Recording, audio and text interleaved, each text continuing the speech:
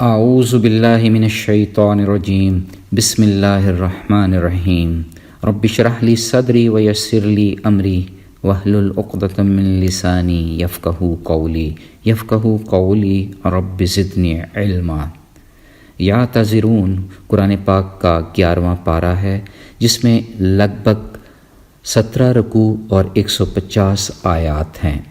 سورہ توبہ کے 5 رکوع اور 36 آیات ہیں، جبکہ سورہ یونس 109 آیات پر مشتمل 11 رکوع کا احاطہ کر رہی ہے۔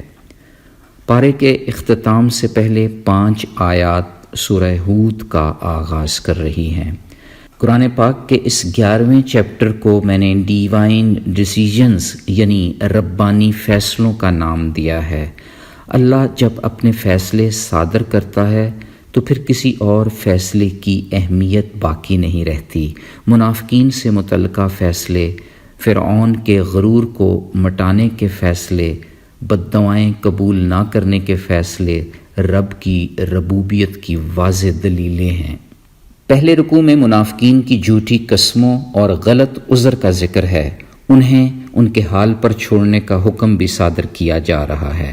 جو لوگ اللہ کی قربت اور حضور پاک صلی اللہ علیہ وآلہ وسلم کی دعا لینے کی نیت سے خرچتے ہیں، اللہ انہیں اپنی رحمت میں داخل کر لے گا۔ دوسرا رکوع مہاجرین، انصار اور ان کے پیروکاروں سے رب کی رضامندی کا اظہار کر رہا ہے، جنت کے باغات کی بشارت پیش کر رہا ہے۔ رکوع یہ بھی واضح کر رہا ہے کہ گناہوں کا اقرار کرنے والوں کی توبہ اللہ رب العزت قبول فرماتے ہیں، اور یہ کہ صدقہ مال کو پاک کرتا ہے۔ صدقہ دینے والوں کے لیے پیغمبر کی دعا سکون کا باعث بنتی ہے۔ منافقت پر کھڑی مسجد ضرار اور تقوی پر تعمیر کی گئی مسجد قباء کا ذکر بھی اسی رکوع میں ہے۔ تقوی کے اعمال اللہ کی خوشنودی اور رضا کے لیے ہوتے ہیں، جبکہ منافقت ریاکاری پر مبنی ہوتی ہے، ایسے جیسے عمارت کی بنیاد دریا کے کھوکھلے کنارے پر رکھی گئی ہو۔ تیسرے رکوع میں مسلمانوں کی مالی اور جانی قربانیوں کے بدلہ کا تذکرہ ہے۔ سچے مسلمانوں کی خوبیاں بیان کی جا رہی ہیں کہ وہ عبادت کرنے والے، حمد کے شوقین، روزہ رکھنے والے، رکوع اور سجدہ کرنے والے، نیکی کا حکم دینے والے، برائی سے روکنے والے، اللہ کی حدود کی حفاظت کرنے والے، ان سب کے لیے خوشخبریاں ہیں۔ یہ بھی علم میں آ گیا کہ زمین و آسمان کا بادشاہ ہی زندگی اور موت دیتا ہے، اس کے علاوہ کوئی اور دوست نہیں ہو سکتا۔ چوتھے رکوع میں غزوہ تبوک میں پیچھے رہ جانے والے صحابہ کرام کا ذکر ہے۔ بے شک اللہ تعالیٰ بہت زیادہ توبہ قبول فرماتے ہیں۔ جہاد فی سبیل اللہ کے ساتھ ساتھ دین کا علم سیکھنے اور سکھلانے کی ترغیب بھی اسی رکوع میں دی جا رہی ہے۔ پانچواں رکوع سورہ توبہ کی آخری 7 آیات کا احاطہ کر رہا ہے، جس میں جہاد اور نفاق کا تذکرہ ہے۔ منافق کسی نہ کسی آفت میں پھنسے رہتے ہیں، نہ توبہ کرتے ہیں نہ ہی عبرت پکڑتے ہیں۔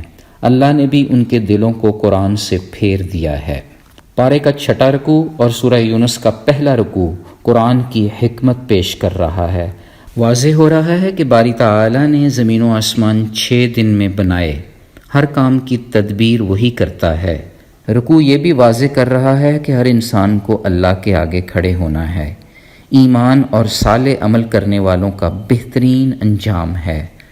سبحان اللہ، اہل جنت کی تسبیح ہے۔ 7ویں رکوع میں یہ بات کھل کر سامنے آ گئی کہ اللہ اپنے بندوں کی بد دعا جلد قبول نہیں کرتے۔ ابو داؤد سے مروی ایک حدیث ہے کہ رسول اکرم صلی اللہ علیہ وآلہ وسلم نے فرمایا، تم اپنے لیے یا اپنی اولاد کے لیے یا اپنے مال اور کاروبار کے لیے بد دعائیں نہ کیا کرو، کہیں ایسا نہ ہو کہ تمہاری بد دعائیں اس گھڑی کو پا لیں جس میں اللہ کی طرف سے دعائیں قبول کی جاتی ہیں اور وہ تمہاری بد دعائیں قبول فرما لے۔ پھر اس رکوع میں یہ بھی واضح ہو گیا کہ انسان کو پریشانی میں اللہ ہی یاد آتا ہے۔ 8ویں رکوع میں انسان کی احسان فراموشی کا بیان ہے۔ دنیا کی زندگی بارش کی سی ہے، آسمان سے برسی، زمین نے رونق پکڑی اور لہلہا اٹھی۔ مزید یہ کہ سیدھی راہ اللہ کی چاہت سے ملتی ہے۔ اللہ اور بندے کے درمیان گواہی رب کی ہی ہے۔ نویں رکوع میں مشرکین بھی اللہ کی ربوبیت کا اقرار کرتے دکھائی دے رہے ہیں، جھوٹے معبود بے اختیار ہوتے ہیں۔ رکوع میں مزید واضح ہو رہا ہے کہ قرآن کریم تمام آسمانی کتابوں کی تصدیق کرتا ہے۔ منکرین قرآن کو چیلنج کیا جا رہا ہے کہ کوئی اس طرح کی ایک صورت ہی بنا لاؤ۔ قرآن کریم کو نہ ماننا ان کے لیے نادانی کی علامت ہے۔ اس پارے کا 10واں رکوع یہ واضح کر رہا ہے کہ ہم ایک دوسرے کے اعمال سے بری ہیں۔ اللہ لوگوں پر ظلم نہیں کرتے بلکہ لوگ خود اپنی جانوں پر ظلم کرتے ہیں۔ صحیح مسلم کی ایک بہت ہی پیاری حدیث قدسی ہے، اے میرے بندو، میں نے اپنے اوپر ظلم کرنے کو حرام کر لیا ہے اور تم پر بھی آپس میں ظلم کرنا حرام کر دیا ہے، خبردار ایک دوسرے پر ہرگز ظلم نہ کرنا۔ یہ رکوع مزید واضح کر رہا ہے کہ روز قیامت دنیا کی زندگی چند لمحوں کی طرح معلوم ہوگی۔ 11واں رکوع اس امر کو بیان کر رہا ہے کہ حقیقی شہنشاہ صرف اللہ کی ذات ہے، وہ زندگی اور موت دیتا ہے۔ یہ بھی واضح ہو رہا ہے کہ قرآن مجید فرقان حمید نصیحت و شفا اور ہدایت و رحمت کا سرچشمہ ہے۔ 12ویں رکوع میں ایک اور بات واضح ہو گئی کہ ہر چھوٹی اور بڑی چیز اللہ تعالیٰ کے علم میں ہے۔ اللہ کے ولیوں کی پہچان یہ ہے کہ نہ تو ان پر خوف ہوتا ہے نہ ہی وہ غمگین ہوتے ہیں۔ ایسے ولیوں کے لیے دنیا اور آخرت دونوں کی بشارت ہے۔ 13ویں رکوع میں عبرت کے طور پر نوح علیہ السلام کا واقعہ پیش کیا جا رہا ہے۔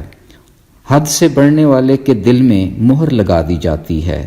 موسیٰ علیہ السلام اور فرعون کے واقعات یہ سبق دے رہے ہیں کہ اللہ فساد کرنے والوں کو کامیاب نہیں ہونے دیتا، اپنے حکم سے حق ثابت کر کے دکھاتا ہے۔ 14ویں رکوع میں موسیٰ علیہ السلام بنی اسرائیل کو اللہ پر بھروسہ کرنے کا حکم دے رہے ہیں۔ فرعون کا تکبر اور موسیٰ کی بد دعا کا ذکر بھی اسی رکوع میں ہے۔ یوں وہ دریا میں غرق کر دیے گئے، اس کی لاش کو رہتی دنیا تک کے لیے نشان عبرت بنا دیا گیا۔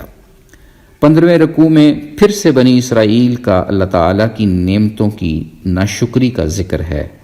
اس رکوع میں یہ بھی واضح کیا جا رہا ہے کہ اوصاف محمد صلی اللہ علیہ وآلہ وسلم آسمانی کتابوں میں موجود ہیں، اور یہ کہ ایمان رب کی توفیق سے ہی حاصل ہوتا ہے۔ پھر اسی رکوع میں زمین و آسمان میں اللہ کی نشانیوں پر غور کرنے کی دعوت دی جا رہی ہے۔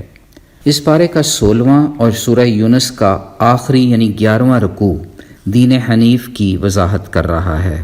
اللہ اپنے بندوں میں جس پر چاہتا ہے اپنا فضل نچھاور کرتا ہے۔ سیدھی راہ پر چلنے والے اپنی ذات کو ہی فائدہ پہنچاتے ہیں، ہدایت قبول نہ کرنے والے اپنا نقصان اٹھاتے ہیں۔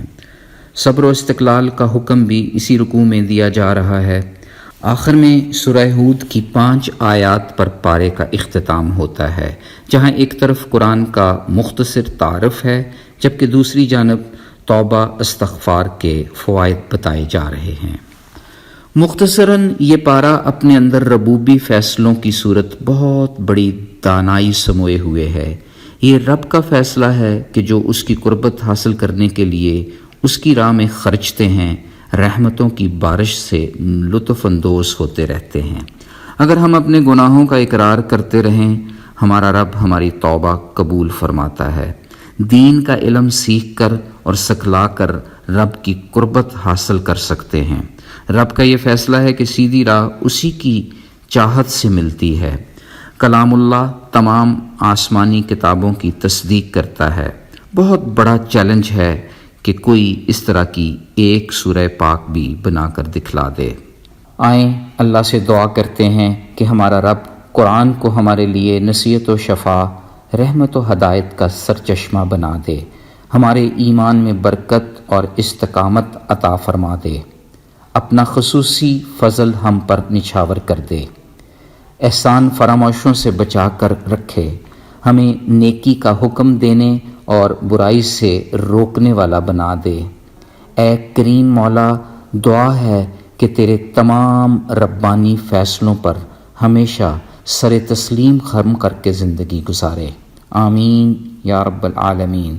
سبحان ربک رب العزت عما یصفون وسلام علی المرسلین والحمد للہ رب العالمین۔ فی امان اللہ، اللہ حافظ۔